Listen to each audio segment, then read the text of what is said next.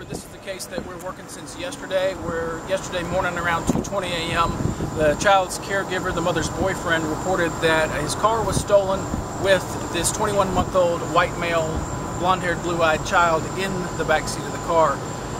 Released this morning that the suspect in this case, Mr. William Ebron, he's a 32-year-old black male, he was arrested overnight and charged with 2 counts of felony child neglect as it related to another child, not our missing child in this case. We're working this case now still as an abduction, but we believe that Mr. Ebron is the suspect in our abduction. We now have evidence and information to lead us to the fact that the story that he gave about his vehicle being stolen with the victim in the back seat was not true.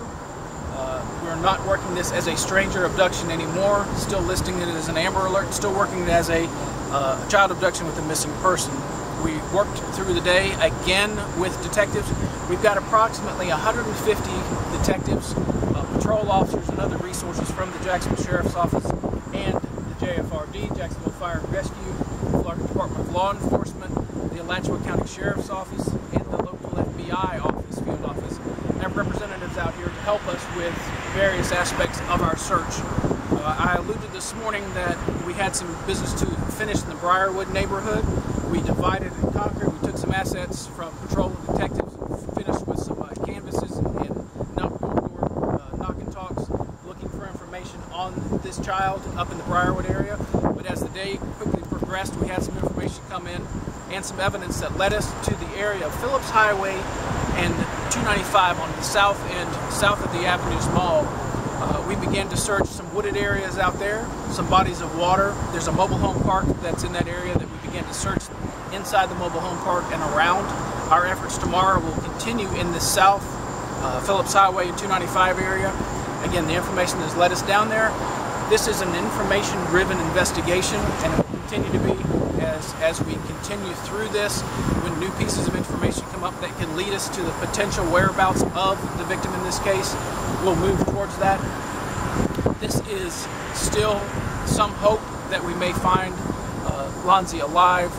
As time progresses, that hope fades. Our determination, however, does not fade when it comes to making the steps necessary to recover him in whatever shape that we can. The mother in this case remains helpful to police. She is not involved that we have any information that leads to. Some of the information came in, and you kind of look where people have asked some questions. You know, is the mother cooperative? Why hasn't the mother gotten out there? She is working with us now and believes that the primary focus of this investigation should be police-driven, and we're stepping out. She is thankful for the public support as well as the news media support to keep this case out there in the public. So we'll continue to work with her and the child's father. He too is helpful and not in any way, shape, or form connected to this case that we believe now. We've worked 50-some-odd tips in this case. We ask for more tips to continue to come through. Folks can remain anonymous. We know that Mr. Ebron had some contact with people throughout the evening. We'd like to have those people come forward. Our investigations still lead us to those folks, and we've made contact with them. But just in case there's some other contact that he made that wasn't by way of cell phone or other means that we have to track, if you're friends or acquaintance with Mr. Ebron and you had some contact with him, we want to talk to you. You can remain anonymous. You can call 630-0500 or the Crime Stoppers at 1-866-845-TIPS and remain anonymous. But we want to talk to you. We want to hear from you. The car that was reported stolen in this case, we have recovered that. We've had several tips come in that have sightings of this orange Honda Civic. There must be another orange Honda Civic out there because we have the one that we're looking for in our custody. It was recovered within about 30 minutes of it reportedly being stolen. Again, we know that wasn't the case from it. Tomorrow our efforts will continue, like I said, in that south Phillips Highway area or in areas that we learned information from. I can take a few questions if anybody. How frustrating is this after almost 2 days? It's frustrating to the point that I have somebody that knows what happened to Lonzie, and the cooperation level hasn't been enough to have us either recover that child alive or recover that child's body. The victim's family in this case deserves answers. The community deserves answers. One person who has that key to us hasn't provided that to us, and that he has the answers in this case, we feel, and I want that from him. I need that from him, or somebody he may have talked to with it. You know, he has been in jail. all day. He had his first appearance this afternoon. We continue to, where we can, make contact with him.